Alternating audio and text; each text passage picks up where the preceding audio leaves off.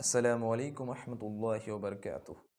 أعوذ بالله من الشيطان الرجيم. بسم الله الرحمن الرحيم. ربي اشرح لي صدري ويسر لي أمري واحلل عقدة من লিসানি ইয়াফকাহু قولي. দুরূদ এবং সালাম বর্ষিত হোক আখির নবী মুহাম্মদুর রাসূলুল্লাহ সাল্লাল্লাহু আলাইহি ওয়াসাল্লামের উপর।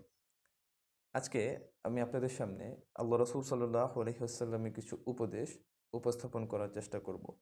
আল্লাহ তাআলা আমাকে তৌফিক দান করুক, আমিন। তিরমিজি শরীফের 2305 নম্বর হাদিসে রাসূলুল্লাহ সাল্লাল্লাহু আলাইহি ওয়াসাল্লাম বলেন, তোমাদের মধ্যে এমন কে আছে যে আমার কাছ থেকে কিছু উপদেশ গ্রহণ করবে এবং নিজে তদনুযায়ী আমল করবে এবং অন্যকে তা শিক্ষা দিবে যাতে করে সে এই অনুযায়ী আমল করতে পারে। তখন আবু হুরায়রা রাদিয়াল্লাহু আনহু বলেন, ইয়া রাসূলুল্লাহ সাল্লাল্লাহু আলাইহি ওয়াসাল্লাম, আমি আছি। তখন রাসূল সাল্লাল্লাহু আলাইহি ওয়াসাল্লাম আবু হুরায়রা রাদিয়াল্লাহু আনহুর হাত ধরে গুনে গুনে 5টি উপদেশ দিলেন। 1, তুমি আল্লাহ তাআলার হারাম জিনিস হতে বিরত থাকবে, তবে তুমি লোকদের মধ্যে সর্বাপেক্ষা বড় আবেদ অর্থাৎ এবাদতকারী হিসেবে গণ্য হবে। 2 নাম্বার, আল্লাহ তাআলা তোমার জন্য যা নির্ধারণ করে রেখেছেন তুমি তাতে সন্তুষ্ট থাকলে তুমি লোকদের মধ্যে সর্বাপেক্ষা স্বাবলম্বী হিসেবে গণ্য হবে। 3 নাম্বার, প্রতিবেশীর সাথে উত্তম ব্যবহার করলে তুমি প্রকৃত মুমিন হতে পারবে।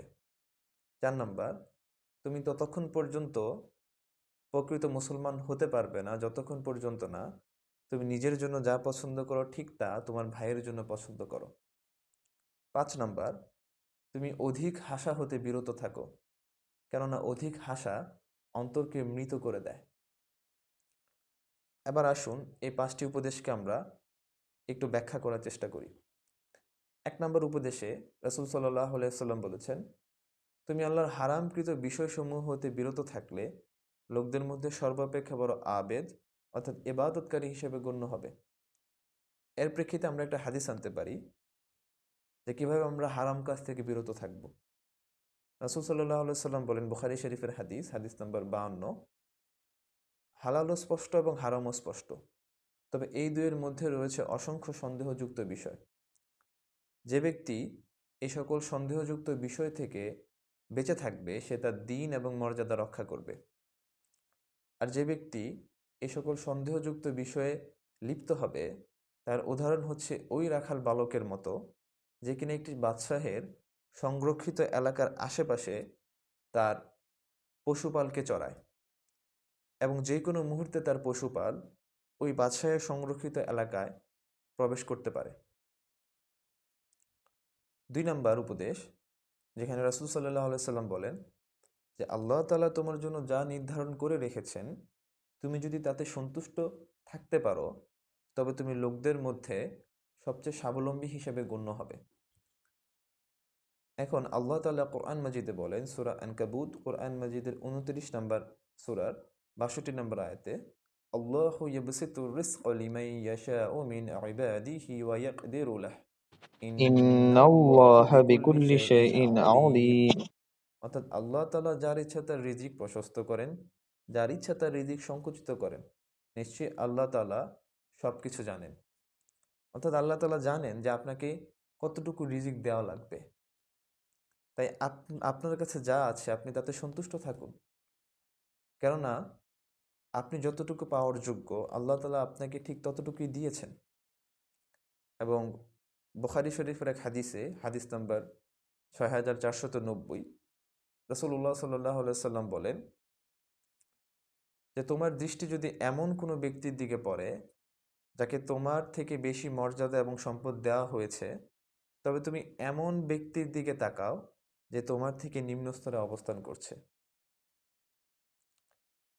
3 নম্বর উপদেশে রাসূল সাল্লাল্লাহু আলাইহি ওয়াসাল্লাম বলেন যে প্রতিবেশীর সাথে উত্তম ব্যবহার করলে তুমি প্রকৃত মুমিন হতে পারবে।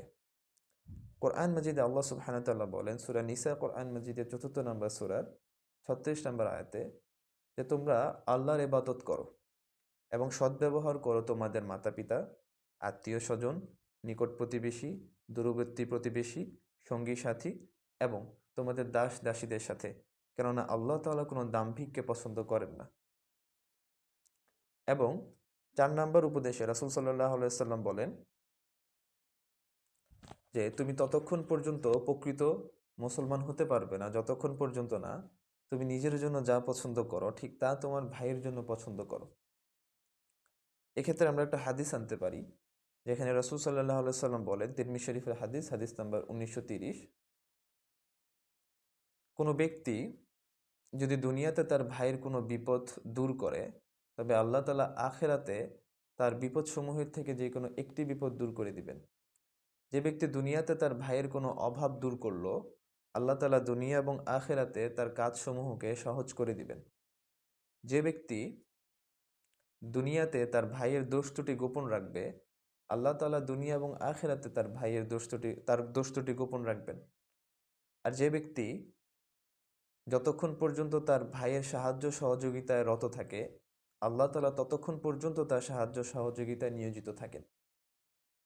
এবং ৫ নম্বর উপদেশে রাসূল সাল্লাল্লাহু আলাইহি সাল্লাম বলেন যে তোমরা অধিক হাস্য কৌতুক হতে বিরত থাকবে, কেননা অধিক হাস্য কৌতুক অন্তরকে মৃত করে দেয়। এবং আপনি যদি অধিক হাসি তামাশায় মত্ত থাকেন, আপনি কিন্তু আল্লাহর স্মরণ থেকে গাফিল হয়ে যাবেন। তাই আসুন আমরা সকলে এই উপদেশগুলো মানার চেষ্টা করি। আল্লাহ তাআলা আমাদের সকলকে তৌফিক দান করুক। আমিন। আসসালামু আলাইকুম ওয়া রাহমাতুল্লাহ।